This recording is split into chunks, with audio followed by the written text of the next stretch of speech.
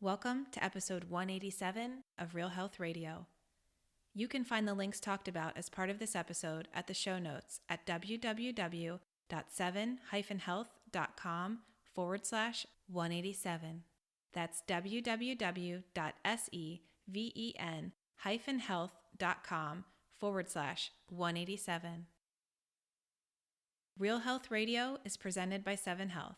7 Health works with women who feel obsessed with and defined by their bodies. Using a non-diet, weight-neutral approach that combines science and compassion, we help you to transform your physical, mental, and emotional health. We specialize in helping clients overcome disordered eating, regain their periods, balance their hormones, and recover from years of dieting, binging, and body dissatisfaction by learning how to connect with and listen to their bodies. And we're currently taking on new clients. So if you're ready to get the support you deserve in healing your relationship with food and your body, please don't hesitate to contact us. Head over to www.7-health.com/help, and there you can read about how we work with clients and apply for a free initial chat. That address again is www.seven-health.com/help. You can also find it in the show notes. Hey everyone, welcome back to Real Health Radio. I'm your host, Lou Urich, and today we'll be talking with Chrissy King. But before we get into that conversation, the 7 Health team has a little favor to ask you. We would love for you to do us the honor of leaving a review on Apple Podcasts. We value these reviews because not only do we appreciate the opportunity to hear your feedback and celebrate our amazing guests right along with you, but also because the more great reviews we have, the greater the visibility of our podcast. And that matters because with expanded reach comes more people who are hearing these messages, that recovery is possible, that you absolutely can heal from body dissatisfaction and disordered eating, that you can regain your hormone health, make peace with food and fitness, and practice acceptance regardless of size or circumstance. And of course, the most powerful message of all, that they and you are not alone on this journey. As a thank you for leaving a review, you'll be entered into a drawing for a free book from the 7 Health Library. You can find the list of books at 7-health.com/resources. That's SEVEN-health.com/resources. They're books that we have read and loved, and we often recommend to clients, friends, and family. They span from a wide variety of topics, including body image, psychology, health, eating disorder recovery, and many of the things that we talk about here on Real Health Radio. And you'll have a chance to win the title of your choice simply by leaving a review. Here's what we'll need from you. Just leave your review, take a screenshot of it, and email it to info@7-health.com. That's info@seven-health.com. Then you'll be permanently entered into the drawing. We'll be giving away a book every episode starting next week. Thank you so much for your support and happy reviewing. Now, let's get on with the show and into a dynamic conversation with Chrissy King. This isn't the first time I've had the opportunity to interview Chrissy, as she's also one of the guest experts in my online program, but it is the first time that you'll be hearing from her. And it's also the first time we took the conversation beyond just the personal barriers to fitness and body acceptance, and we discussed other things like Chrissy's own story around powerlifting, cultivating food freedom, and making peace with her own body. In this episode, we also talk about finding and creating diverse and inclusive wellness spaces, which is something that Chrissy is so passionate about. We talk about redefining fitness, cultural and internalized biases, and so much more. Chrissy and I were both surprised at how quickly the time passed while chatting about these things, so we made plans to continue the discussion in New York sometime soon, preferably over the best burger in the city. Shout out, Emily Pizza! Chrissy is so brilliant, and I'm honored to be the one to introduce her to the Real Health Radio audience. Before we jump into the interview, here's a bit more about her. Chrissy King is a writer, speaker, strength coach, and self-proclaimed truth teller with a passion for intersectional feminism and creating a diverse and inclusive wellness industry. She's been featured in publications like Self, Shape, BuzzFeed, Muscle and Fitness, Livestrong, and many others. Chrissy guides individuals to stop shrinking, start taking up space, and use their energy to create their own specific magic in the world. When she's not serving her clients, by helping them to create stress-free and sustainable lifestyles and feel confident and empowered in their skin, she spends her time lifting all the weights, reading, traveling, and hanging with friends and family. Hi, Chrissy, and welcome to Real Health Radio. Hi, thank you so much for having me. I'm so excited to chat today. Now, you and I have chatted before, and what makes me really excited is being able to do it now for a wider audience. You are a guest expert in my MEND program, and that's the first time we recorded an interview together, but now we get to have this interview here for all of Real Health Radio and everyone in podcast land to listen to and to be able to meet you and learn from you. For those people who may not have met you already, do you mind just introducing yourself and letting the listeners know who you are and what you do in the world? Absolutely. And yes, I'm so excited to be able to chat with you again too. It seems like that was like not that long ago, but it was a while now. But my name is Chrissy King. I am a Brooklyn-based writer, fitness coach. I do a lot of work with my clients around body image. And I do a lot of work in the fitness and wellness space, talking about the need for more diversity and inclusion and just making the space more comfortable and inviting for everyone. Because I just think the benefits of fitness and movement go far beyond weight loss. And the transformative power of strength is just so empowering. And I want everyone to be able to do that in places that feel safe for their bodies and for their overall health.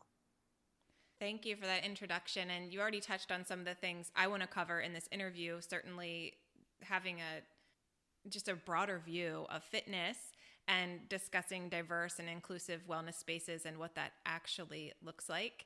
But before we get into some of those topics, do you mind letting us know what was your relationship like with food and body? How has it transformed over time? Because usually we get into this work that we do in the world because of our own experiences with our bodies, with food, with the way that we are showing up in the world. And I'd love to hear some of your story. Absolutely. I think my story is probably similar to a lot of people who came into the fitness world. So I didn't grow up doing a lot of sports or activities like that. I was more of a reader and a writer, and like I spent a lot of my time just doing those types of activities. But I joined the gym for the first time in my adult life when I was in probably my mid-20s, I'd say. And the reason I joined the gym was like for one thing only. I was like, I want to be skinny. There was literally no other goal in mind but that. And I remember I hired my first personal trainer mainly because my sister had also joined the gym and hired this trainer. So I was kind of like, she's my little sister, but I was kind of like following in her lead. And so I remember my first training session with this coach because I kind of told her what my goals were. And she's like, okay, cool. Let's like head over to the weight section. And I was like, whoa, pause. I said I wanted to lose weight. I did not say I wanted to get muscles.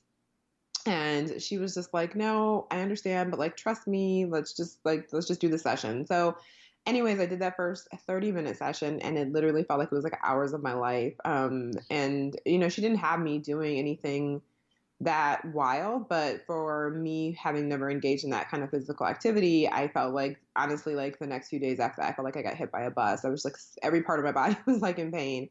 But I had signed up for a package, so I kept going back, even though I wasn't really a fan of it and still didn't really believe that it was going to help me be skinny because that was my goal. But what actually ended up happening is that after a couple of months with her, I started noticing that like the things that, I did in my first session that were really hard weren't so hard anymore. And I was like adding more weight and I was seeing my body function in ways that I didn't know it could do before. And my narrative growing up had always been that I was a weak person. And that was like the running joke in my family. Like nobody was going to ask me to help like lift a box or do anything because I was just like a weakling. And I didn't feel bad about that. It was just like some people are strong, some people are weak. I'm just weak. But strength training actually helped me realize like, oh, strength is a skill just like any other skill that you have. And I started getting really strong. And then along the way, I got introduced to powerlifting and started using the barbell. And that was like when things really, really changed for me. Because I actually, the first coach was actually my original trainer's boyfriend, introduced me to barbell work. And I had never seen women squatting, deadlifting, bench pressing. That was like foreign territory to me. And so I watched for a long time, and I think he just saw my intrigue. And so he finally asked me, like, hey, come over. I'm going to show you how to do this stuff. And it was so cool. It just really clicked within me. And I got really, like, really good at powerlifting really fast. And for me, it was just like a transformative thing because a person who couldn't even do like a push up. And then, like, a few months after powerlifting, I was like deadlifting over hundreds of pounds, probably like, 150. I don't even know where I was at the beginning. But it was such a transformative thing for me. And that really helps me start to shift the focus on seeing fitness as just something to manipulate my body, to shrink myself, and to seeing how strong and powerful I could be. And that strength really transformed into every area of my life and really informed the way I do everything now. And when I think about the work I'm doing now, I don't think I'd ever come to this place had it not been for that introduction to strength training. Hmm.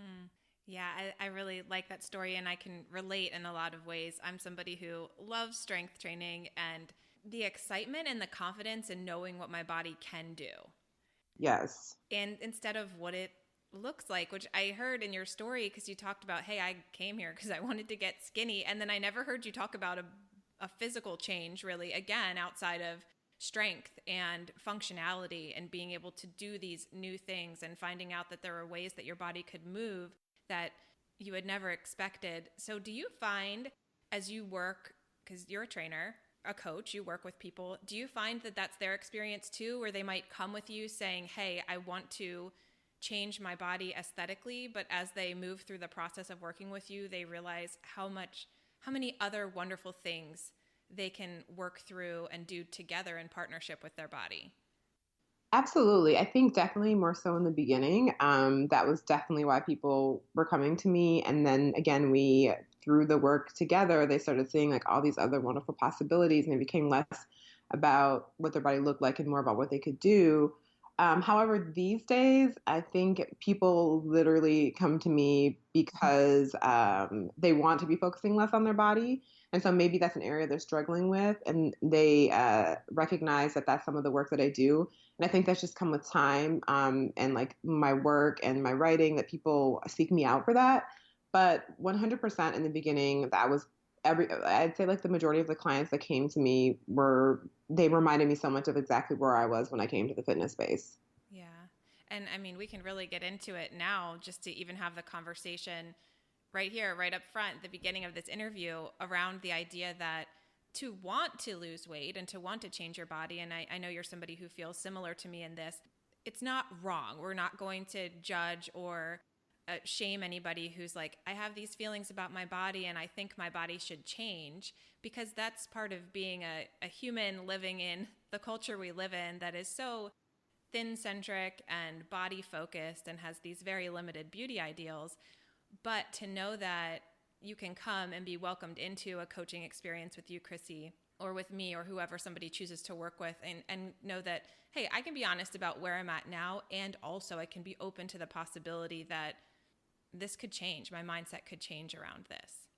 Absolutely. I totally agree with you. And I think it's just like so important that you brought up the fact that like there's no shame or anything wrong with wanting to change your body.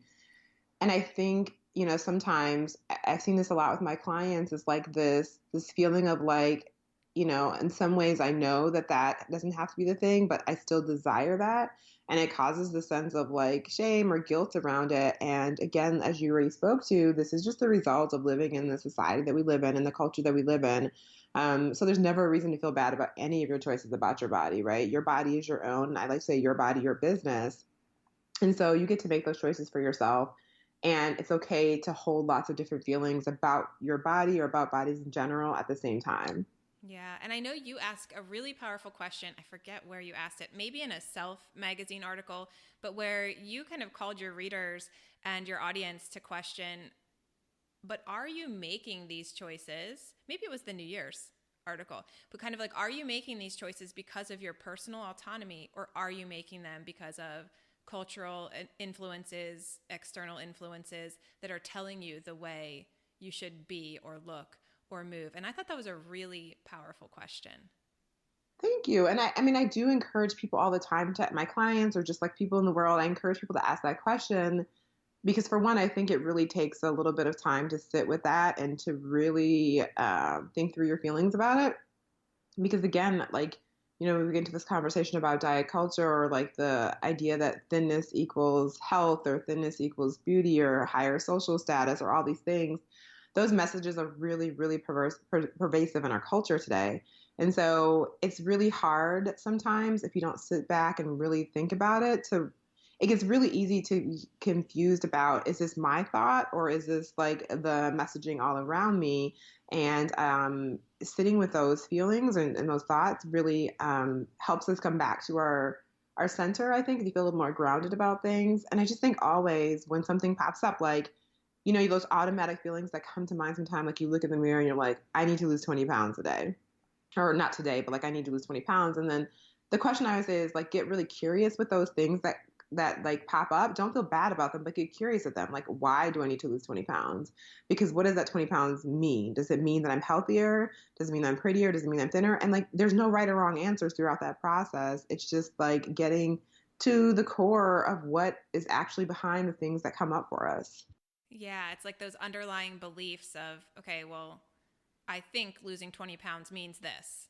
Right. And once you can pinpoint that belief, it's easier then to differentiate between your own personal feelings and convictions and the convictions and ideas that have been given to you by the culture and environment that you live in.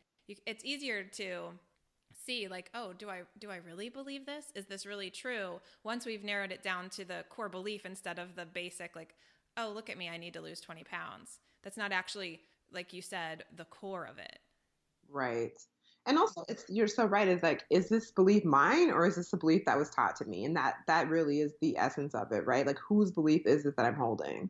Yeah. So for people who are listening and are like, yeah, maybe I need to go through that process. I have to take that inventory. How can they tell what belief is theirs and what is more coming from the culture? Do you have any tips or ideas for how they can differentiate or start to notice, wow, this is coming from somewhere deep within me versus this is coming from something that I've learned from my environment? Yeah, I mean, I think it's I don't think there's a set of rules about how to tell, but I think some things that come to mind right away for me that are, or at least things I have found helpful for myself, going back to like this example of like, I want to lose 20, I need, not even want, I need to lose 20 pounds, right? Because need and want are two different things. And so the thing that comes to my mind personally is, I need to lose 20 pounds. And then I say, well, why do I need to lose 20 pounds? And then I say, oh, because like if my idea is that because 20 pounds is going to make me healthier, right? So then what does healthier mean? And so if I take an inventory of my personal life and I'm like, well, I'm feeling good every day. I'm, moving well. I have energy. I'm sleeping well. I feel really good every day. Then what is that 20 pounds actually going to do in terms of making me quote unquote healthier?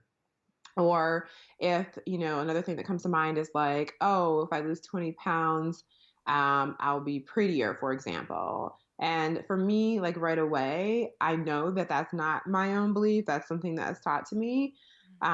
Because the size of your body does not have anything to do with like how pretty you are. And also beauty is subjective. So I know that those aren't my own beliefs. I know these are just things that I've seen in the world, and I've like automatically have internalized as truth when it's not truth. And so I think some of those things are really easy to see, and some of them are a little bit harder. And I think it gets harder because we do know that we live in a society that is very thin centric, right? And so there's actual studies that have been done that people living in a thinner body gets treated differently in the world. They get promoted more at their jobs. Like those are actual facts. And so that's where things I feel like things can get really difficult for people, because there are a lot of privileges that come with living in a thin body, besides being, just like being able to navigate the world better, like traveling, for example, on airplanes, all those kind of things. So that's where things get really tricky, because there are real advantages in the world to being thin. And so then it becomes less about what do you think is, a believed system or a learned belief versus what do I want my experience to be in the world? And it's unfortunate that I think people have to make that choice, and they don't have to make that choice, but I should say, I think the thing that we need to be working on in general is making the world less fat phobic, so that those systems of oppression aren't in place for people in different body types.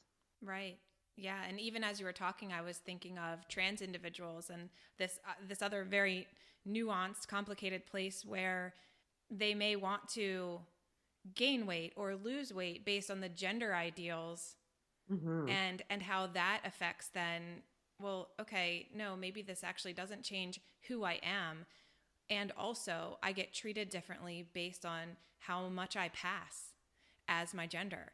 And Yeah. so I may want to move closer to that in ways that can get tricky when it comes to diet culture and when it comes to fitness and all of that. So, yeah, there's just so many layers. It's really nuanced. I love kind of the process you talked through.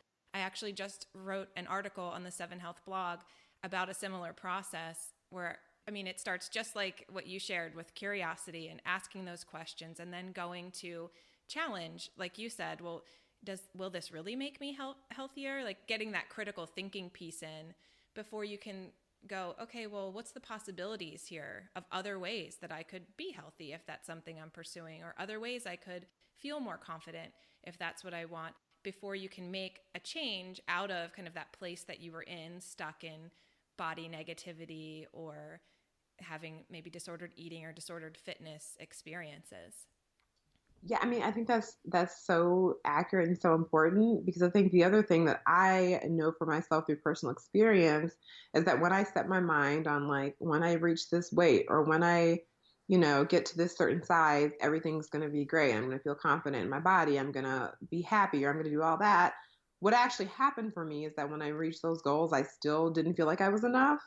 Right. So then it was always like, oh, I just need to do this now. Okay, now I just need to change this part of my body. And so like while you're going through the process of like fat loss or physique change or whatever your goals are, I always tell people it is just as important to work on loving and accepting your body in all of its iterations. Because the reality is you can change everything about yourself. And if you don't change like where your self-worth is coming from and when your value comes from, it doesn't matter what changes you make on the outside, you're still gonna get to the other side and still feel unworthy.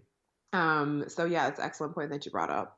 Yeah, and even as you're speaking, I think too, it's one of those things we can do all the things to try to change our bodies, but you and I both know biology wins out. We can't control our bodies down to just these very specific measurements or sizes that we think that we can. It does fight back for our survival, for our own good, and also bodies just change naturally from age or hormonal changes, pregnancy, an accident. There's so many ways that our bodies can change. We are outside of control around that. But like you said, if we the things we can really control and work through are our mindsets and our beliefs and the way that we then take those things out into the way that we operate and treat ourselves and treat others. And so, yeah, focusing on that part that we can actually control and can actually affect in a way that's sustainable is so, so important. And I'm glad that that's something that you talk about often and work with your clients on. Yeah, and what you said is just so poignant because bodies are made to change. I think that's the thing that we forget, right? Like we literally come out the womb as like, a few pounds and then we get to this point where we're like, okay, this is the weight I like and I want to stay here forever. And bodies just change. Things outside of our circumstances and our control happen and our bodies are not going to remain the same forever. And that's just like a reality of being human. And so I think the sooner that we can accept that and conceptualize that and understand that, the easier we have at accepting and not even just accepting, but also getting to a place where like we act. And I know this gets a little whatever when people start talking about loving themselves, but I think that, the relationship I have with myself is the most important relationship in the world because I'm the only person I'm always with is me. Right. And so I really truly do believe that it's important for us to get to a relationship with ourselves where we really honor and respect and love our bodies because we're with ourselves all the time. And that's, we have such a easy time showing compassion to other people, but we have a hard time showing ourselves that compassion. And yet we are the most important relationship in our lives. Absolutely. I so agree. And it's made me curious about something about you personally, which is, we heard the beginning of your story in terms of how you came into this work, which was like you wanted to get skinny. You went and saw a trainer, you started lifting. now your goals have surely changed, because I know you're still lifting and I know you still enjoy moving your body and I know fitness is still important to you. So I'm curious if you would be willing to share with Real Health Radio, what sort of goals do you have now around movement and fitness? Yeah, my goals have changed so much over the years, in fact, because even when I started strength training and doing all that, and like really loved it, I still like wasn't at a great place mentally in my relationship with fitness and nutrition, because I was really obsessive about training, right? Like I was obsessive about not missing workouts. I counted macros for a long time, even during that process. So it took me like years and years. I gave you like a snapshot, but it took me like years and years to get to a better place. And yeah, there were times that I was like, I would miss anything but my workout. Like it didn't even matter what was happening. I was not going to skip my workout. And I said it from a place of like, I just love it so much. And I did love it, but it was also, again, this obsessive desire to control my body, what it looks like, the output, all of those types of things. And even with strength training, I started powerlifting and competing.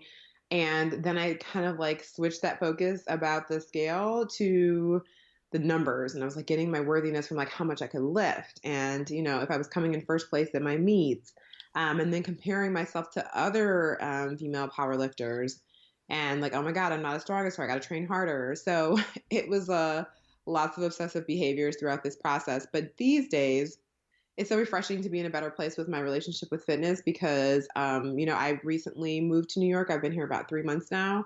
And so, I came from the Midwest here. I had a lot of other transition happening in my life, lots of changes. 2019 was like a big year for me for in a lot of ways, not necessarily the best, not necessarily like things you'd celebrate.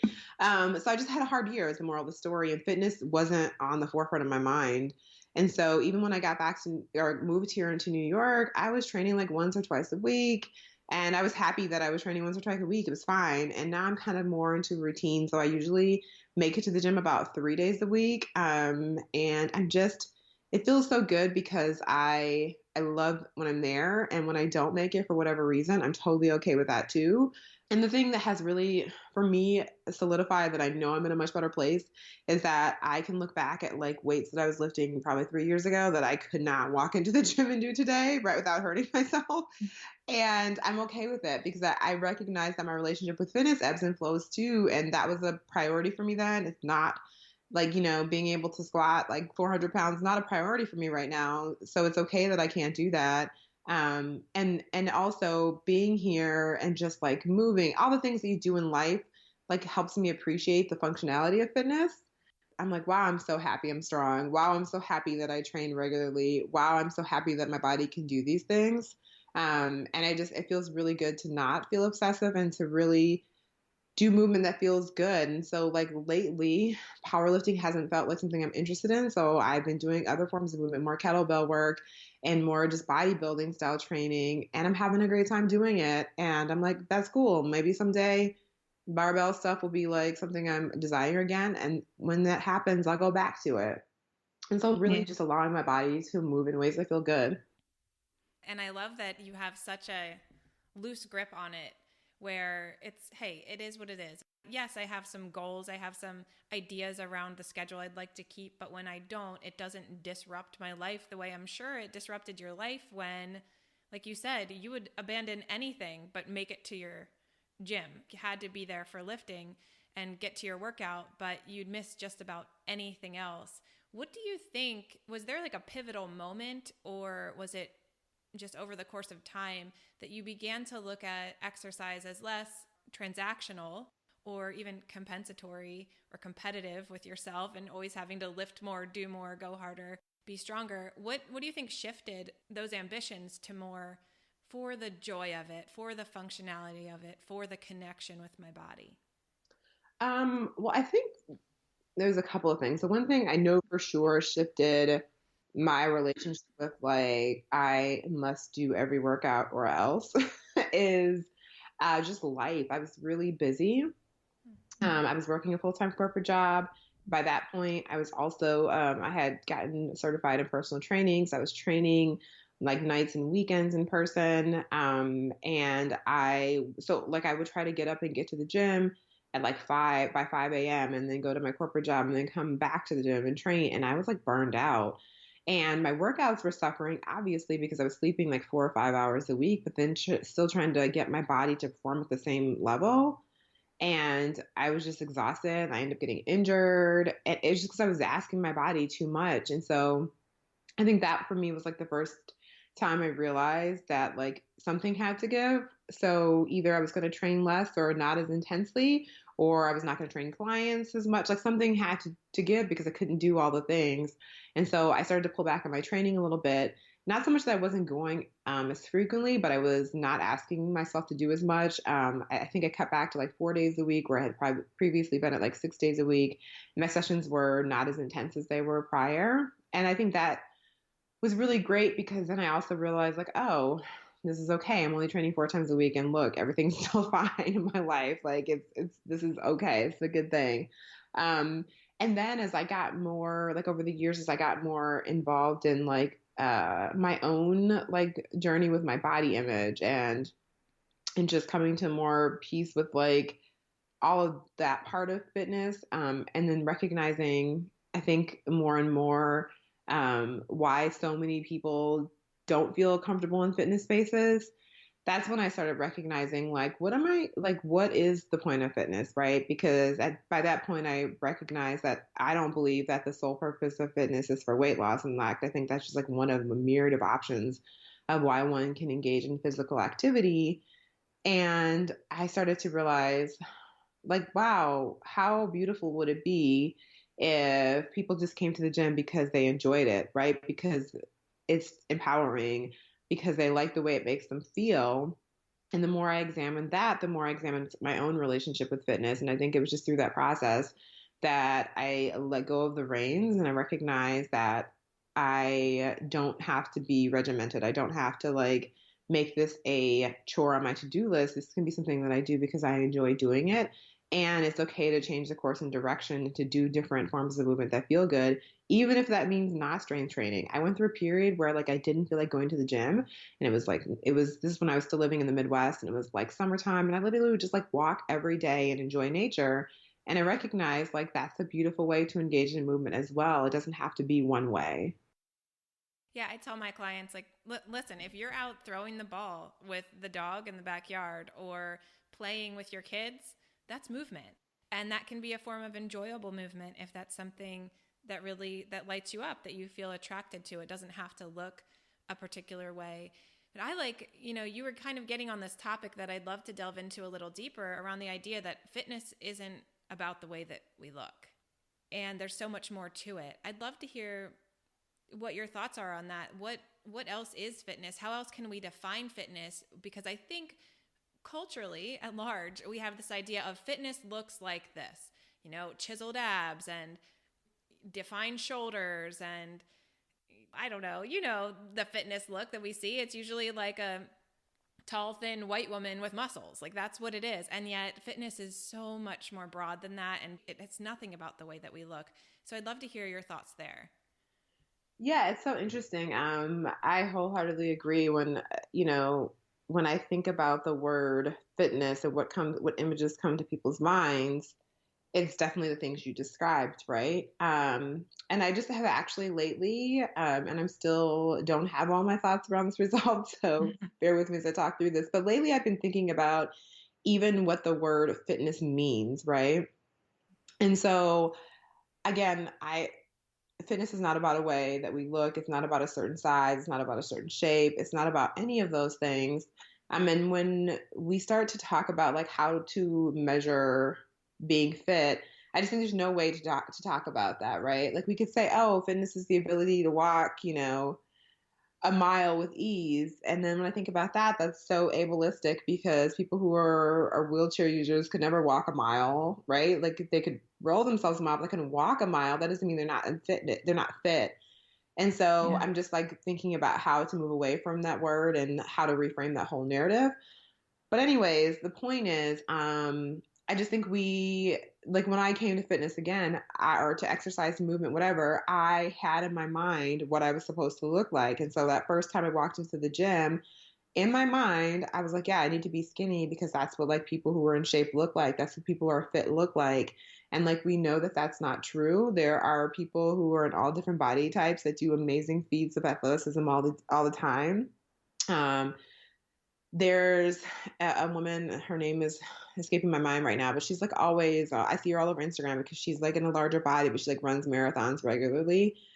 And that's like, I can't run a marathon, right? Like, I'm in a smaller body than her, but I can't even run a mile like I can run a mile. But I'm just saying, like, I can't run long distances at all because I've never trained to do that. And yet some people would look at that body and say, oh, she's not in shape and make judgments about her fitness level or her health based on that. And it's ridiculous. And on the flip side, you know, there are people who are in very thin bodies who again couldn't do any fitness related activities whatsoever. And but people would assume that like maybe they work out because that's how they look.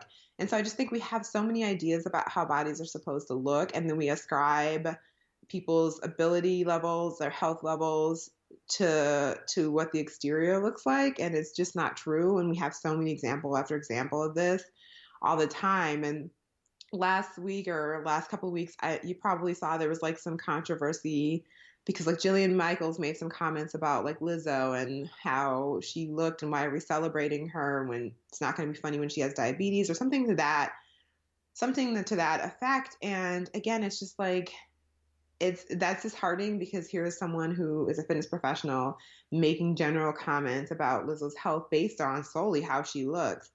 And then I saw a quote from Lizzo like later that week, and I don't necessarily think it was in response to Jillian. I don't know the time frame, but it was essentially saying, for someone like myself to be a fat black woman who consistently works out, but people make assumptions that I don't because I have rolls and a big butt and all this. She's like, I think it's really empowering, and that's why I do what I do, because how amazing is it for other young girls to see that you can work out and you can go to the gym and you can do all these things and it doesn't have to be with the goal of having six pack abs or, you know, a small body. And I think that just gets at the core of the message that we're talking about here, is that that doesn't have to be the thing. And if that's the thing, cool, but that's not the benefit. The benefits of movement are sleeping better, or feeling better, having energy, joy for movement alone, the transformative power of strength. There's so many reasons that we can engage in movement that have nothing to do with how we look. And I just think we have to stop attaching that narrative of health and fitness to body size. Yeah, I definitely had some words about the Jillian Michaels Lizzo thing, and which will be months behind us now. I think this episode will come out the first week in March, so people will definitely, hopefully, have heard about it by then and taken the side of understanding that Jillian is fat phobic, and that's problematic. But I think that yeah, Lizzo is so great and so athletic. And I know there was a meme going around and someone's like, listen, could you do like a 2 hour show where you're dancing constantly and then you're singing and then you're playing the flute? And like, that's some serious physical exertion. And she does it so well and so beautifully. And I know I previously had interviewed and connected with Akira Armstrong, who is one of her dancers. Well, her team, Pretty Big Movement, dances with Lizzo, and they work so hard all the time and move their bodies in such beautiful ways. And the team is made up of women in larger bodies and fat women, and they are extremely athletic and so in love with what they do and the art of dance and movement. And it's something so inspiring. And yet, yeah, when we trim down fitness to meaning, well, you have to look a certain way, then that limits so many people from being able to experience, like you said, the joys of fitness. I often tell my clients, if we could shift the focus from this, the cultural ideal of fitness, to more your personal feelings or your personal preferences around how you want to feel and how you'd like to function in your personal life. Because that kind of takes into account, like you said, if running a mile is fitness, somebody who is in a wheelchair is never going to be fit. And we know that's not true. So in their personal life, what does functioning look like? Functioning well in their personal life under their personal circumstances. How do they want to feel in that wheelchair and in their life and the way that they navigate the world? Because if we look at feel and function as this idea around fitness, it takes it away from how we look entirely. And yet there's so many goals we can set and so many ambitions we can go after just with those two different objectives. I 100% agree. And again, it's so much of the same with my own clients. And like exactly what you said, how do you want to feel in your body and what do you want to be able to do in your day to day life? And let that be the basis for how you're making measurements about your quote unquote fitness.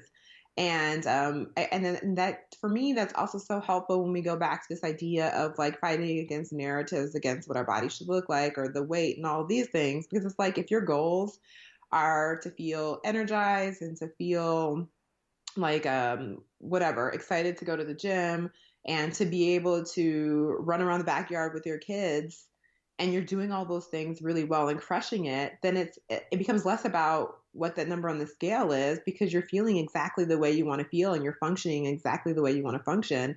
And that was the goal. Yeah, absolutely. And there's so much more joy in that than pursuing something that may never be available to us, because we know that even if a body size is available to us temporarily, it's usually not long term if we are being disordered around exercise and eating to get there. So it's just really like this dangling carrot that's always just a little out of our reach. And like you already previously said, you still end up feeling horrible about yourself, even if you get down to the weight you want to, or you have the physique that you think that you need. When it comes to feel and functionality, those are things that, one, we get to change as our lives change. Like you said, like, hey, there was a time I wanted to be at the gym and I wanted to be lifting the barbell, and now I would rather do kettlebells, and I'm showing up in these different ways. Well, you get to shift without feeling like you've somehow failed or fallen off some fitness wagon. No, it's just it changed because your life changed, and it's about you and how you are navigating the world right now, and what, all the rest of our life plays into how we best want to move and feel in our bodies, which is again so much more attainable than this idea of one ideal look as being what fitness is all about.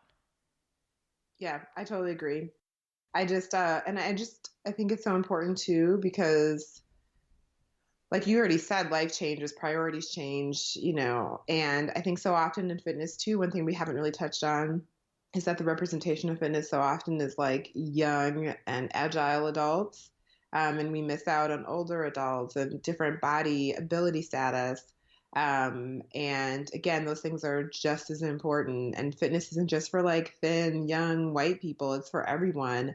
And it's so important that we see that representation of people in mainstream fitness spaces, because the benefits of strength training for older adults are just as important as they are for younger adults, as you know. And so, yeah, I just think all of these things in changing the narrative around mainstream fitness is really important. Yeah, I'd like to get into that because this is one of the tenets of your work is that you want more diverse and inclusive wellness spaces, and I think that that is so needed in our culture. But, and there's probably listeners, and you and I can talk about this too, and we have talked about this in a past interview. Yeah, we realize that the wellness space is actually not inclusive at all. But there's probably some people who maybe aren't in the same circles we are, in the same industry, or haven't stopped to take a look, who are like, well, anyone can go. And you and I know that's not actually the case, but I'd love to kind of hear more of what about wellness spaces right now isn't diverse, isn't inclusive, because I think that can start a really wonderful conversation of how we go about changing it. Yeah, absolutely. So you're right in that, like, sure, anybody can go, but it's like, can I go there and feel safe and welcome and seen and heard and understood? Those are the things that I think are missing from the fitness space. And I'm just going to use one example that I think is really important that a lot of people don't think about enough, right? If you go into a typical box gym, they have a women's room and a men's room, right? That doesn't take into account for trans individuals, gender nonconforming, um, gender non-binary. And like, think if you're a trans person walking into a gym, and where do you feel comfortable going to a changing room or the locker room? How do you feel comfortable going into a space like that and feeling like you belong?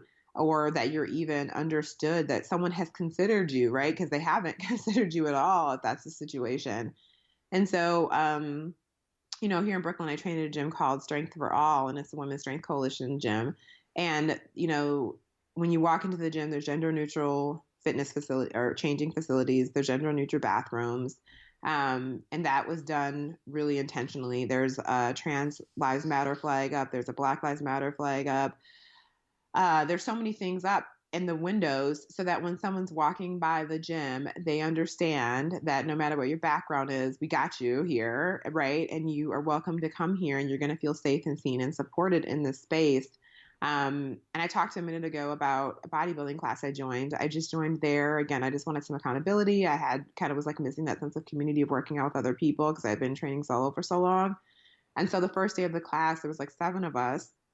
And the instructor asked everyone to go around the room or go around the little circle that we had, introduce our name, our pronouns, and why we wanted to join this class and what brought us here. And so, for one, the pronoun thing is really important, right? Like, we can't make assumptions about what someone's pronouns are. And it's like a simple ask that makes people feel comfortable. But also, besides that, it normalizes the activity of asking someone what their pronouns are, right? And so, I hear people say all the time, like, oh, that's not a big deal. Like, people are just like sensitive. And it's like, no, actually, asking a simple question like, what are your pronouns, goes so far in making people feel comfortable. And it literally is not it's not hard at all. It's not a difficult ask for any of us to do. But then the thing that really was inspiring to me is that when people were going around in that circle talking about why they joined, there were 2 to 3 trans or queer people who were like, listen, I came to this gym because I was walking by and I saw the trans flag in the window. And I felt like, wow, okay, I feel safe about going to this place. And the person was like, and then I went to the Instagram account for the gym and I saw queer people being represented on the Instagram page. And I was like, wow, this is a place that I could go and actually feel safe and understood in this gym. And they'll understand my unique experiences in the world, at least better than other places would. And I know this is a place that I can go and train. And I think that when you live in a very cis heteronormative world, we forget about things like that. Because if that's not your experience, this world makes it really easy to not have to think about it. Same as like living in a thin body, the world makes it really easy for you to never have to think about the experience of other people. Or if you live in any privileged identity, this world makes it really simple to not think about the other experience. And if you just took a minute to take yourself out of your whatever your identity is and think through the lens of a marginalized identity, whether it be a person of color, you know, Black and Indigenous people of color, or someone in a larger body, or in, you know, a disabled body, you'll see that the things that we take for granted in our everyday lives aren't the case for everyone else. And I think the fitness space is just, you know, a lot of spaces are behind, but I think the fitness space is particularly behind in taking an intersectional lens or approach to fitness. Oh, for sure. One of the things that I was thinking of as you were talking about how easy it is to just make assumptions when you have several intersections of privilege, and most people in most gyms do, is also this idea around the reason everyone's there is obviously to look, you know, the way society says a fit body should look. So it's obviously to lose the fat and get a super toned body, get the 6-pack, you know, have the whatever muscles you are focusing on or working on, but have it look a certain way. And then what I've seen happen, and friends of mine have personally experienced, friends of mine in larger bodies, is when they go to the gym, they're told, it's like they're celebrated for like being there. Like there's this insinuation like, look, you got up off the couch and you like came to the gym, good for you, thanks for trying. Whereas for somebody who's in my size body, I walk in and they're like, yeah, like way to kick ass and you're so fit. Like whatever, you know, whatever people are saying, it's just a totally different tone. One is like, obviously you're supposed to be here, you've been here and you clearly do this all the time. And the other one is like, oh, so good for you for like doing something about your body, which is so infuriating. And it happens all the time. Absolutely. And I'm glad you brought that up because, again, back to the same circle that we were in, one of the other individuals in the circle basically said that, you know, this is their first time being in the gym in a couple of years because they had a really bad experience with a trainer that they had. And the experience was that the trainer was like, this individual just like really wanted to like get stronger. And, you know, they were really excited about that. And this trainer was like, no, you need to lose weight. And like, I'm going to help you accomplish that because you're overweight. And that was not the person's goal whatsoever. And so she was like very scarred by the experience and hadn't been to the gym in a couple of years because of that. And so again, you're so right. Like people are so quick to like, again, take these idealized standards of beauty and like put them on other people. And like clearly you must be at the gym because you want to lose weight. And then also this idea that you just talked about of like celebrating the activities of people in larger bodies like it's some special feat. Like wow, that's so inspiring that you're here. Or so then the same thing you said, like good for you, you got off the couch and you made it in here. Like they're supposed to be there or not supposed to be there, whatever, in relation to everybody else in a different body type. And again, these are the things that literally happen in the gym all the time. And it's a good reminder for me to hear these stories because I think, and you may agree, like sometimes I get very insulated in my space of people who have similar viewpoints and perspectives. And I forget, not even forget, but I just don't remember how prevalent it is outside of my little circles that the fitness space is like literally the wild, wild west. And that this stuff happens so frequently and it really turns people off to movement. And again, I feel like that's such a disservice to people because movement is so empowering and I've seen how empowering it's been in my life. And it makes me sad that people don't have that experience or don't have the opportunity to have that same experience because of like really negative experiences with the gym.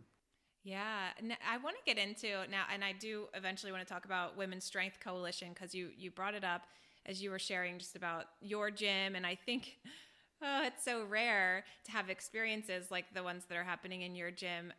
I want to know what you think about what we can do as individuals who are attending or in these fitness spaces, the wild, wild west, as you said, to really push back. I know personally, I'm a big phone caller, so I call the gym pretty frequently when there's an instructor who's talking about losing weight or who's focusing on like the bikini body or whatever it is that they're saying that they think is motivating. Whereas I know like I'm a recovered individual from disordered eating and exercise. I know people who I'm with that are as well. And those words can be triggering. And I also know there's several people in that group in the classroom that I'm in who I don't know at all and I don't know their stories. And I would never take for granted that they aren't currently suffering with negative body image or disordered eating, that people that are there in fat bodies or like you said in bodies beyond a certain age or people of different statuses of ability, what they're thinking and how they're feeling when some of the things that the instructor says. So I'm real big on like calling, but what I've found is at least at the gyms that I've attended, there's really not it's a lot of like they're mad at me for calling and they really don't understand. And even if I try to explain it and give my professional take on it, because this is what I do day in and day out, they're not quick to go, oh, yeah, that makes sense, or thank you, we'll take that to heart. It's just more like, well, doesn't everybody want to come to the gym to lose weight and look like the Fitspo that's on Instagram? And it's so hard to get past that. So what do we do to change these spaces? I mean, honestly, in total transparency, I do think it's a bit of an uphill battle. And again, I think it's because fat phobia is so deeply enrooted in our culture that I think the average like fitness participant doesn't even understand or see the ways in which this is operating. And I say that because I have conversations with like people who are friends who are not necessarily in the same space or haven't done a lot of work in this area and they don't totally get it either. So you're absolutely right that if you call a gym, which I, by the way, I think is fantastic. I think we should all do that regardless. But you'd be surprised, or maybe, I mean, you're not surprised, but I think some people might be surprised that you don't get the response you think you're going to get. Because for us, it's so crystal clear that this is a problem. And I think overall, the fitness industry thrives. When we think about the diet and fitness industry, it's $1 billion, multi-billion-dollar business, right? And so the industry thrives on making people feel like they're not good enough in their current bodies, right? Like you have to go to the gym because you need to change the way you look. That's the messaging that we get, right? Get your bikini body, get your six-pack abs, take this pill, take this supplement, do this, that, and the other. Because if you do this, you're gonna like attain this perfect body or this perfect, physique or whatever. And it's again, like you said, that carrot dangling in front of people. So when you look at most fitness marketing and most fitness talk, it is very much about like you're not enough where you are right now, but if you do this thing, you could be there. You're almost there. And so I think it's so pervasive that people don't even recognize it so much. So it does make it really challenging. However, the things I think that we need to be doing in our daily lives are, like you say, when you see things happening, it is our responsibility. I feel like with anybody with privilege, it's our responsibility to call those things out, meaning picking up the phone and taking extra time or asking to speak with someone when you're at the gym and something happens and being okay with it being an uncomfortable situation. And so many times, I think when you have to speak truth to power or speak truth to whatever situations it is uncomfortable. But I always, not also, but I always remember that it's really uncomfortable to be, or like if you're talking about like racism, for example, I would say like it's really hard to speak up about racism for people. I understand that's uncomfortable to talk to like your friends or family, but it's also uncomfortable to be the victim of racism, right? And like you don't get to take a break from being like, you don't get to take a break from racism in the world if you're a person of color. So I think we also have to always take ourselves out of it and be like, yes, this is uncomfortable. Yes, I might not want to have this conversation with this person, but I need to do it anyways. And I also think like when you go to a fitness facility, talk to the manager about like, hey, have you ever thought about having gender neutral changing facilities? And I'm telling you, I've had this conversation with people, and their face looked like I was like they were lost. They had no idea what I was talking about, right?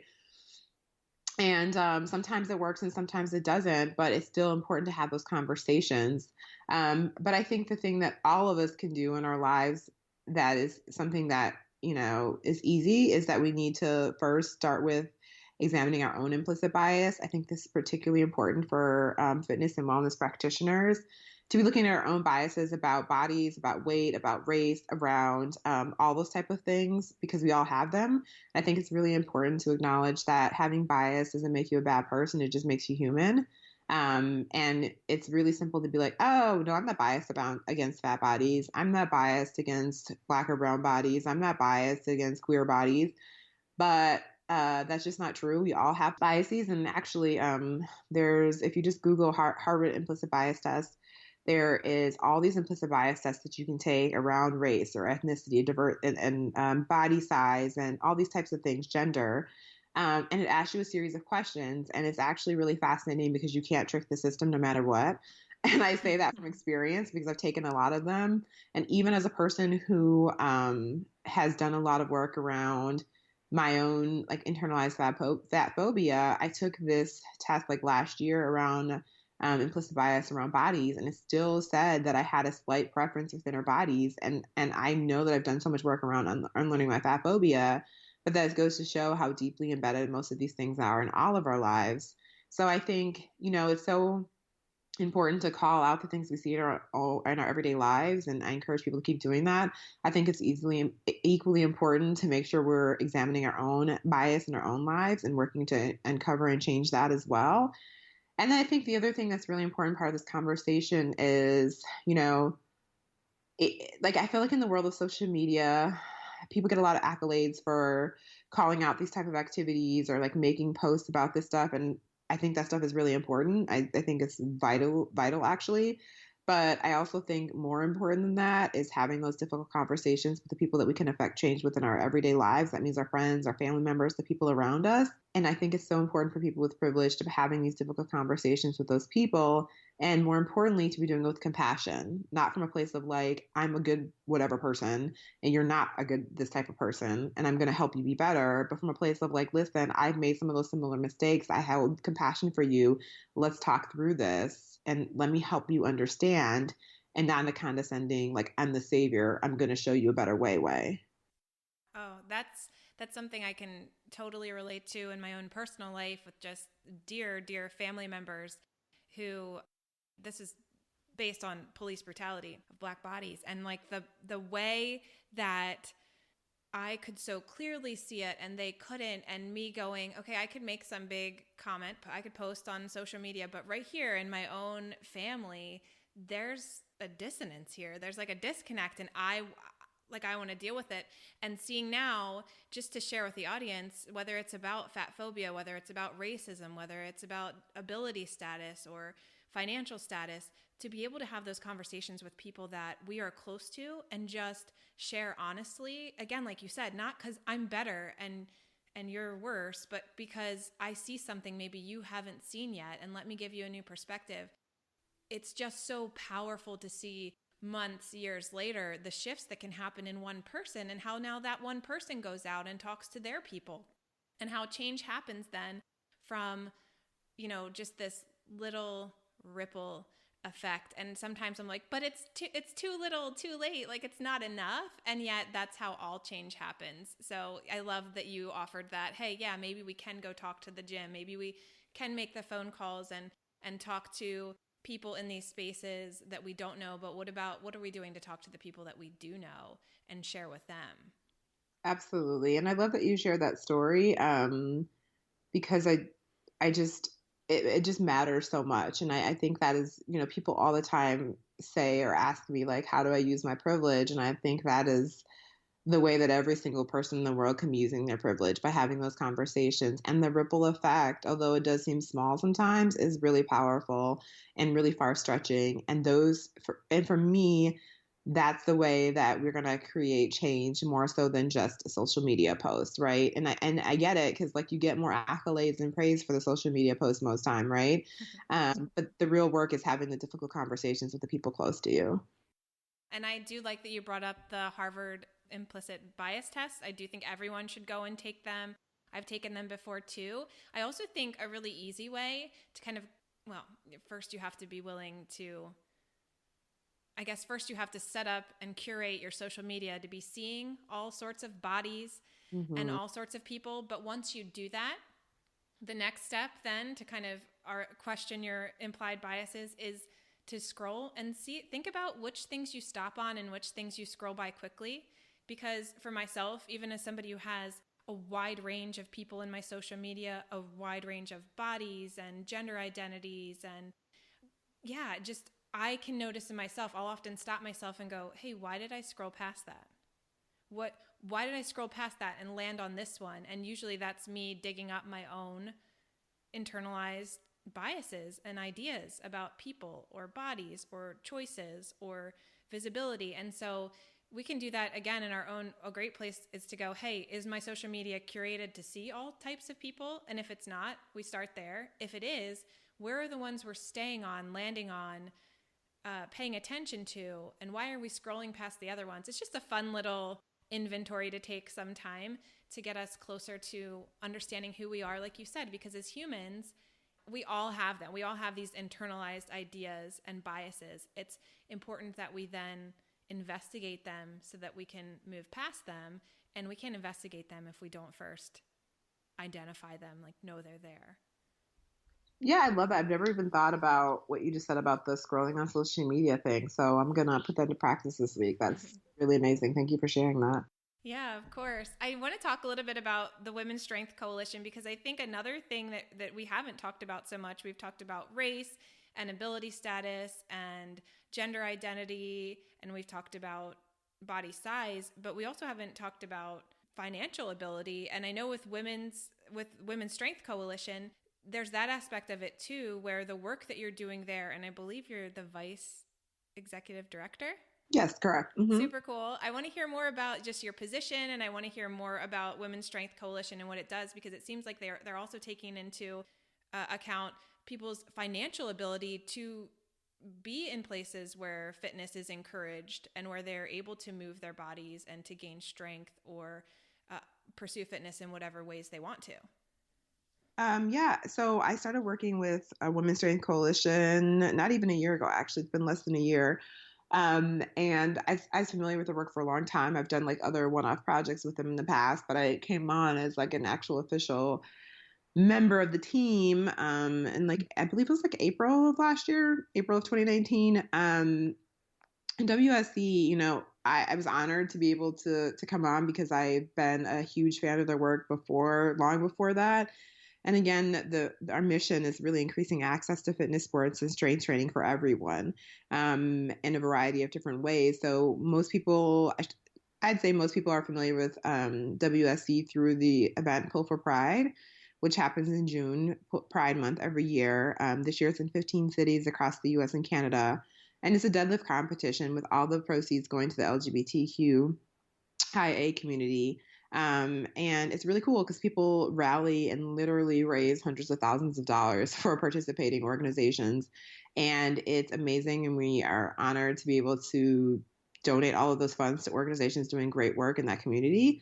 And then this year in June of 2019, we opened our first training space, which is called Strength for All, and it's located here in Brooklyn. And it's a really unique space because it is all donation based and sliding scale.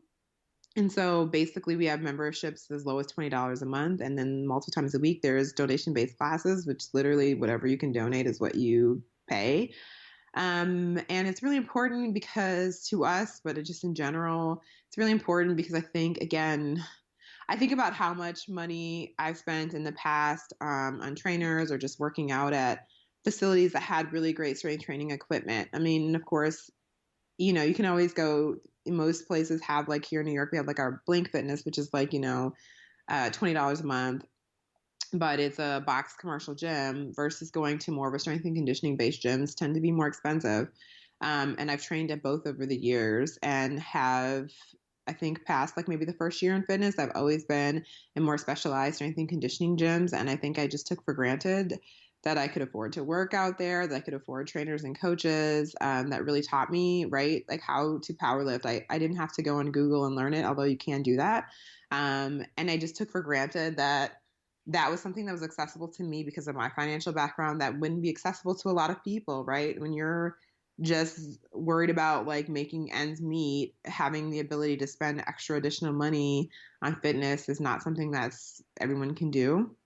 And so Strength for All has been really great in that it has allowed for people to come in at all different backgrounds and socioeconomic status levels and be able to work out in a gym and work out in a space that feels really safe and inclusive and welcoming to people. And it's been such a joy being here the last 3 months and actually, working out there myself as a patron and seeing how important and special it is to people that get to go there, and just hearing people in the gym even talk about, why they come there and why it's been important to them and how good it feels to work out in these spaces. And to also be able to work and come out and work out in a space where you see people from all different racial and ethnic backgrounds, and to see people of all gender identities is such a special thing that I don't see at a lot of gyms that I walk into. And I should mention there's lots of other gyms across the country doing great work like this as well. But this is the first place that I have had a chance to train in this type of environment. And it's just a really, really special thing. And so in terms of the sliding scale memberships, they're as low as 20 and up to 120 a month. And it's an honor-based system. We just take people's word for it. You just go on the website and sign up for what you can afford to pay. And that's it. And you come and you have access to the gym. And we've been really blessed with having a donation-based sliding scale gym and still having expenses can make things tricky, obviously, especially in this place that's expensive as New York. But we've also been blessed with so many people who have been super generous. We have a generous Patreon community, and we have lots of people who volunteer to work hours at the front desk. And it's just really all worked out, and it's been a really beautiful experience. So much so that we moved to a bigger space in November, and still that space is completely filled up. I went the other night and I was like, wow, this place is starting to feel a little crowded now. And it's just been really beautiful because the word has really spread within the community that this is a place that people can come and feel good about working out. I so appreciate that. And I'm glad you said there's other places around the country that are doing similar work. I want to see even more for sure, because the sliding scale and making sure that everybody, for all reasons, that all barriers have been taken into account, or as many as we can now see. I'm sure everyone's always willing to learn more and see more and do better.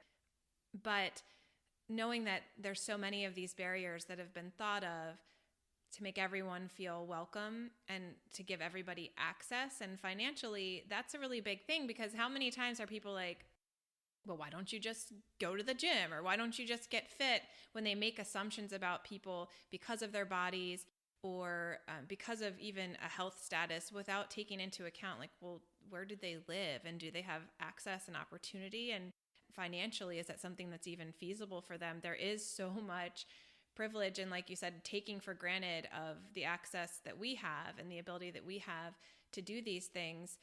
I love that there's a gym in New York that's saying, hey, this is for everybody and we will make it so. We'll have donation-based classes, we'll have a sliding scale, and we will trust you to be honest when it comes to showing up. And did you say that it's a 501c3? Yes, it is. It's a So non. people can donate? Yeah, so people can donate. So it's Great. which has been really helpful, and people again have been very generous. Um, and even the idea of opening up a 501c gym, like people are like, what are you doing? And like, oh, it'll work out. It's gonna work out, and it has, and it's been really great. Yeah, that's so awesome. I want to shift a little bit. We've talked about fitness and movement.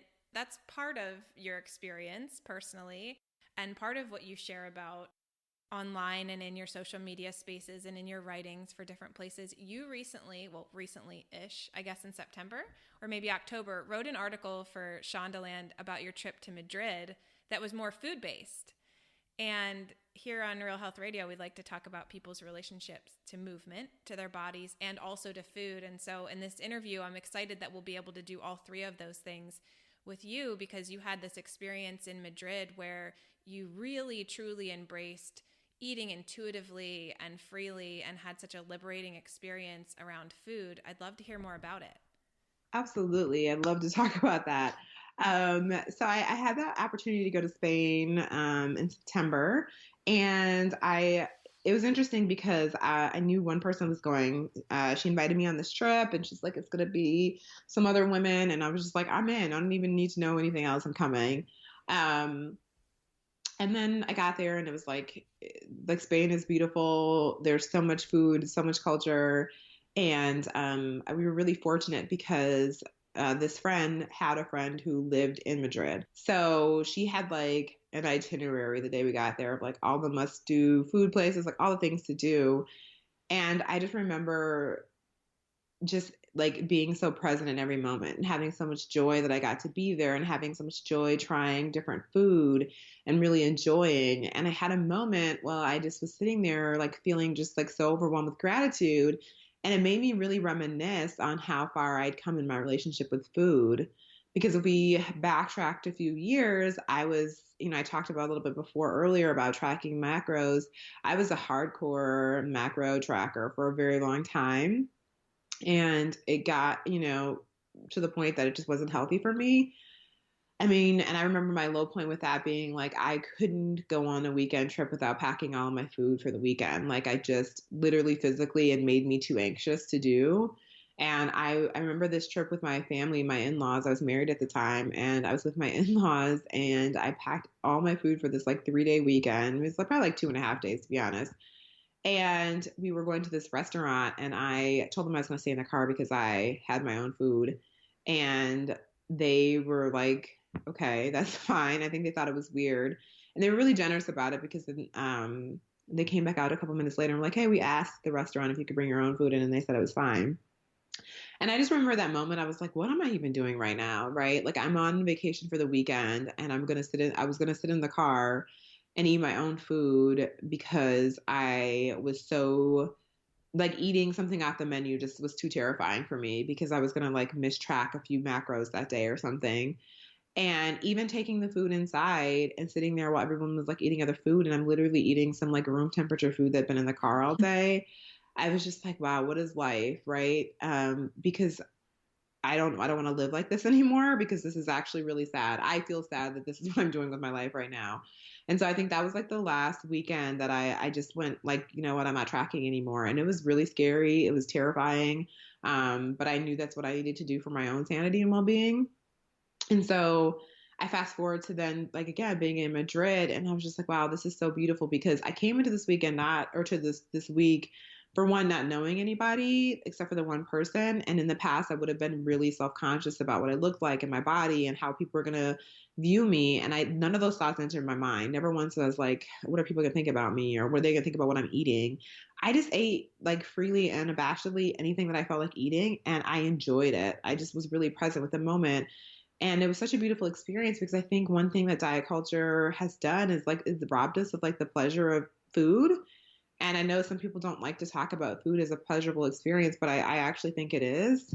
And I think we we don't savor experiences, we don't savor food, we don't savor moments because we're so transfixed on calories or what we should and shouldn't eat or food guilt. And it was just such a beautiful moment to realize how far I'd come in my own personal journey and relationship with food.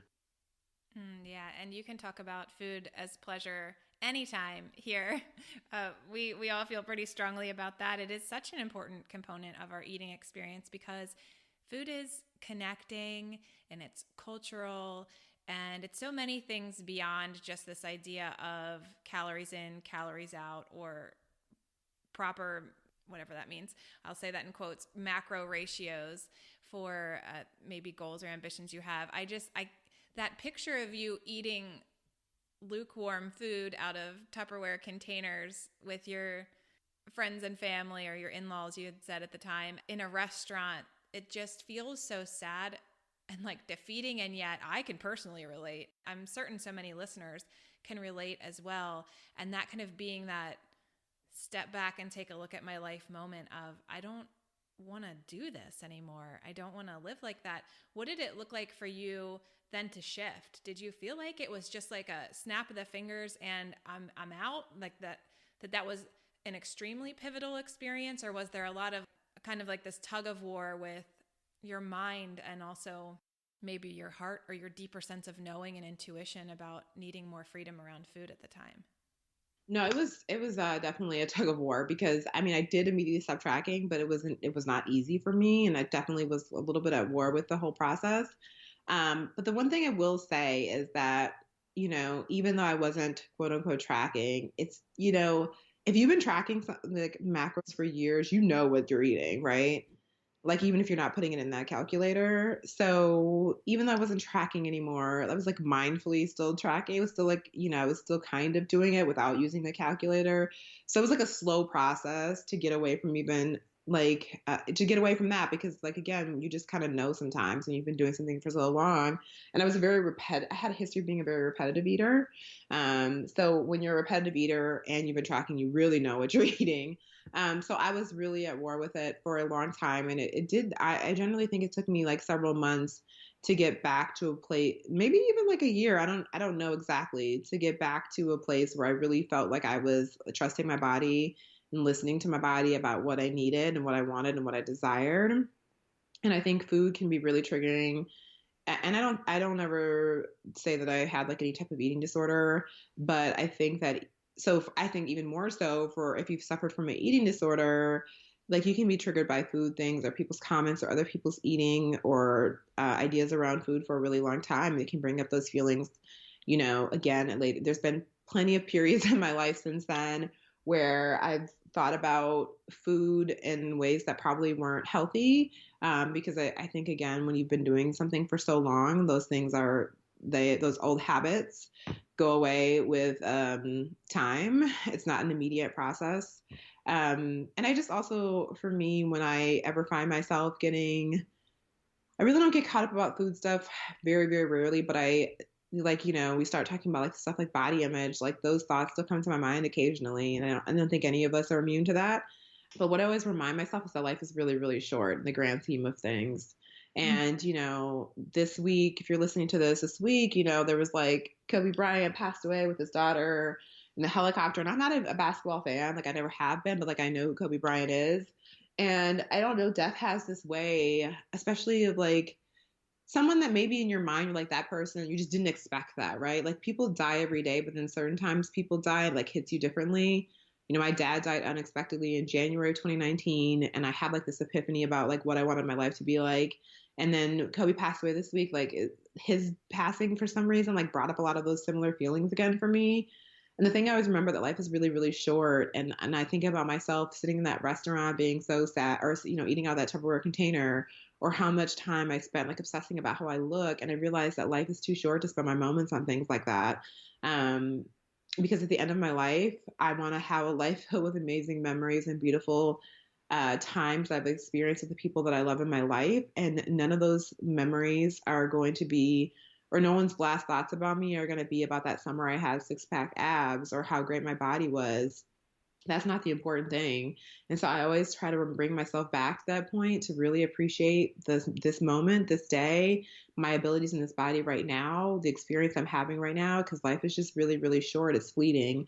And it's, for me, in my opinion, it's far too short to be stressing about food or that workout you missed or how your body looks in this outfit. It's just not worth it to me.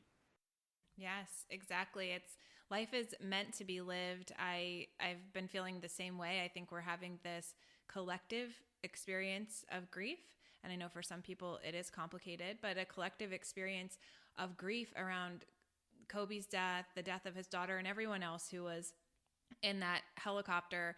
And hopefully it does give people a moment to step back and say, "Hey, how am I living my life and how am I going to be remembered?" Because you're right, and none of the legacies and none of the tributes to Kobe have we heard anything about.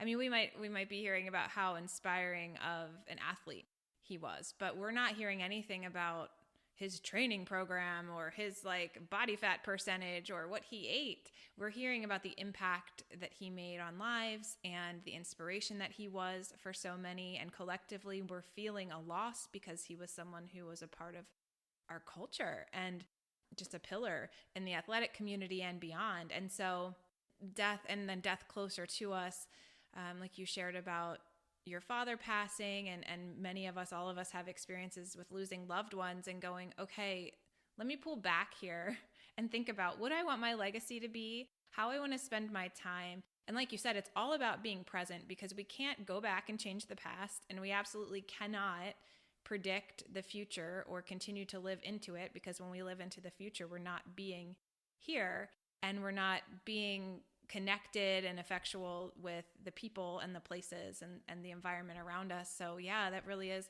such a great lesson, and having that lesson inform our food experiences is wonderful. I know you say in the article that to you food is about experience, culture, and memories, and I'm wondering if there's any one of food experience you had in Madrid that you want to share with us, where you still have these really great memories, or you can just still even taste the food that you were eating or hear the laughter around you.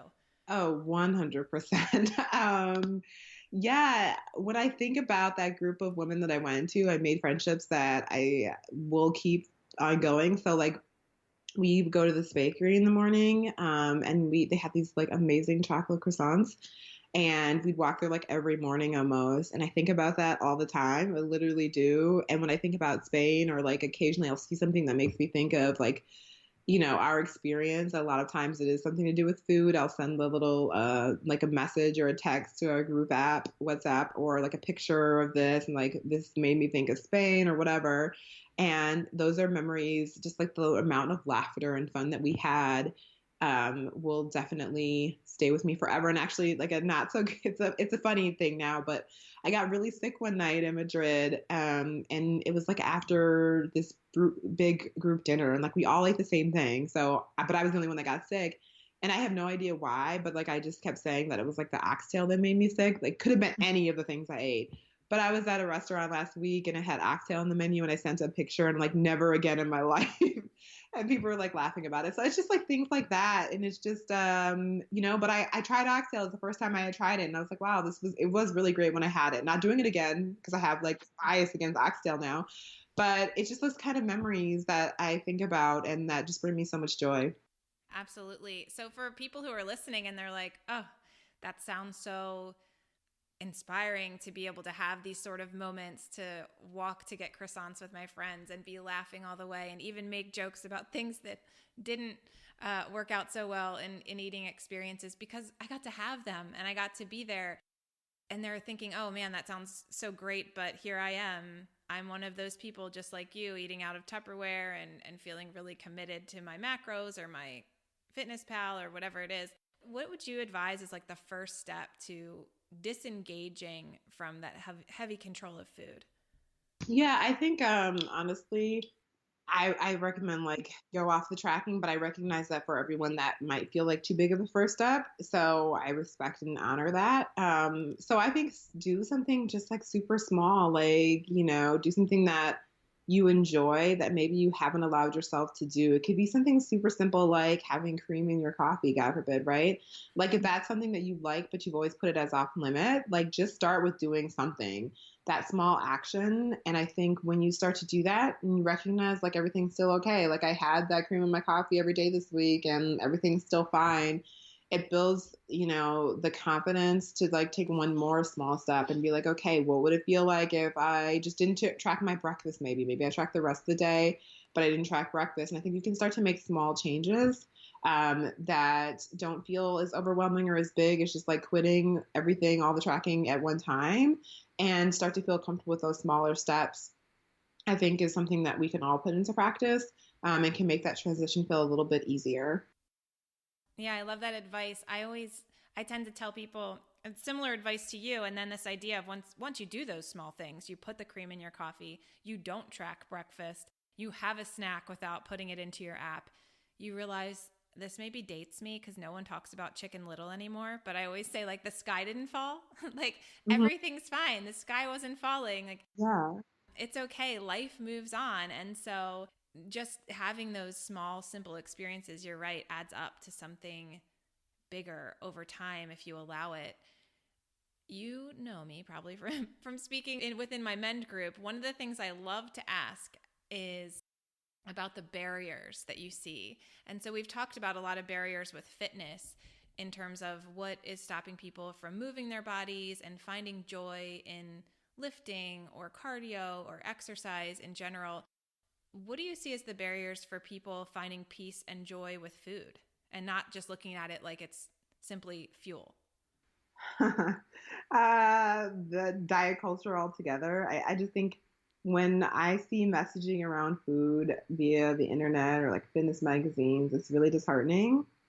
And I understand wholeheartedly why it's difficult for people to develop a better relationship with food, right? Because I think also diet culture has gotten really savvy. So maybe people don't say things like good and bad anymore, but they've just switched those out for words like highly palatable and nutrient dense.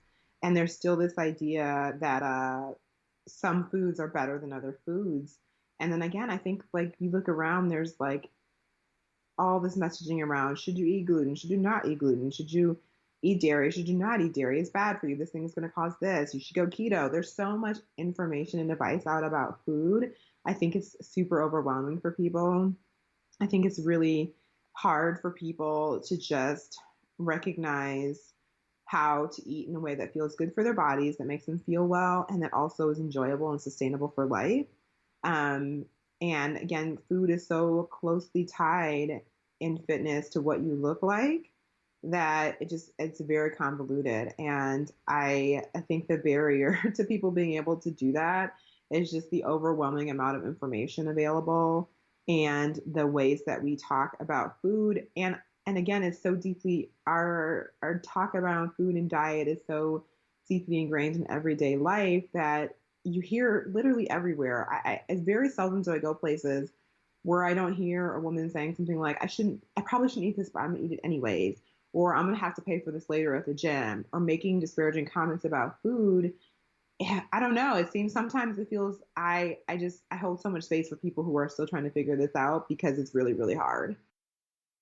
Yeah. I asked you for the barrier, and you're like, all of the world is basically a No. barrier right now. And it's so true. It is. It's everywhere. It's infiltrated fitness and food and health and all of those things. Now there's rules around, ideas around eating that really keep people from being able to do it freely and let it just be a part of life instead of this main focus that takes us away from actually living. So I do. I mean, I agree with you that diet culture is the biggest barrier to having peace around food. And that's why I'm so thankful that you do the work that you do in the world, helping people, not just with the fitness side, but sharing about your food experiences too, and having conversations around nutrition as well.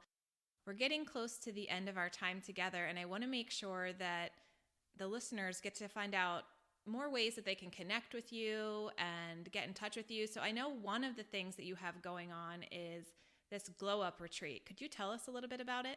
Yeah, absolutely. I'm so excited that you brought that up. So the Glow Up Retreat is the retreat that I host along with two of my friends, Allison Tenney and my friend Sharon, Wholehearted Coaching on Instagram.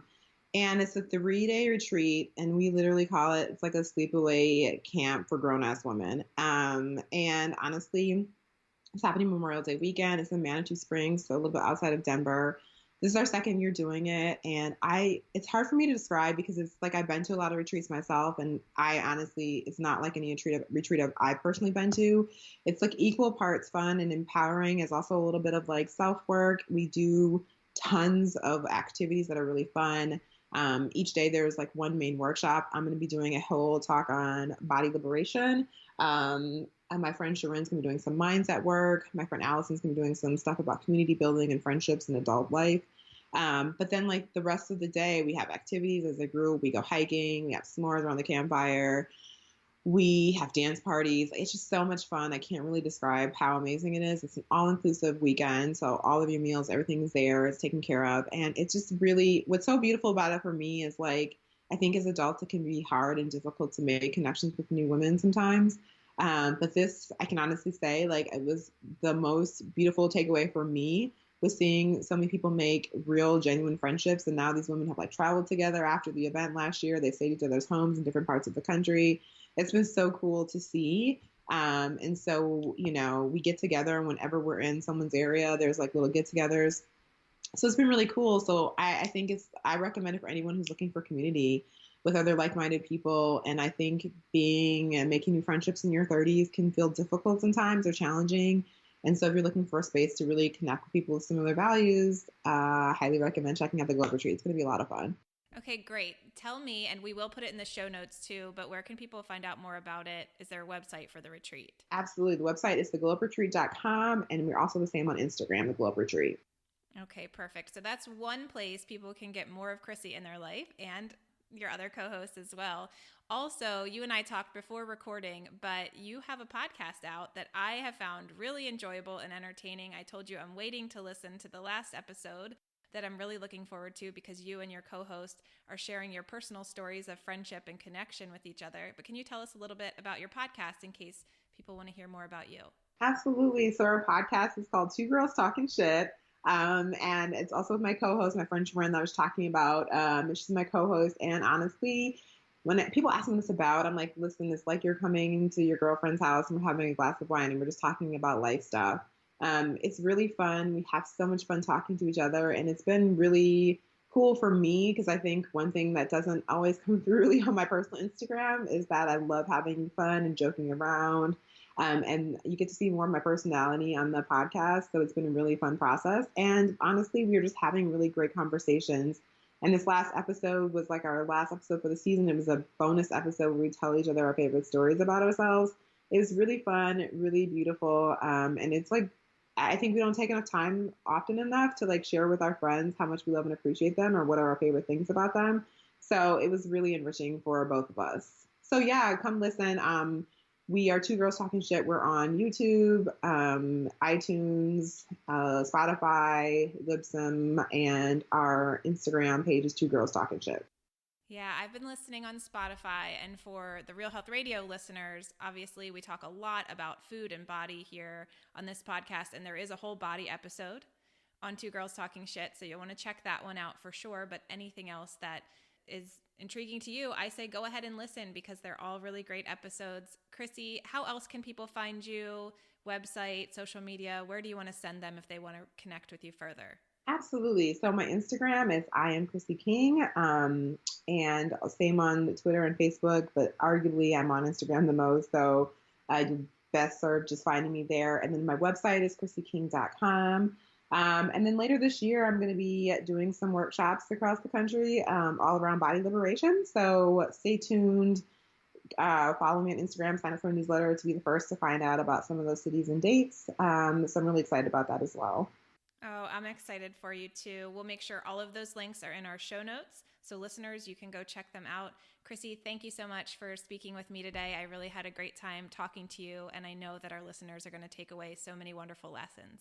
Thank you as well. This was such a beautiful conversation. I can't believe this time has flown by already, but I really enjoyed it. Thank you so much for having me. Of course. Well, friends, that's all for this week's episode. Please be sure to head over to the show notes if you want to learn more and link up with Chrissy.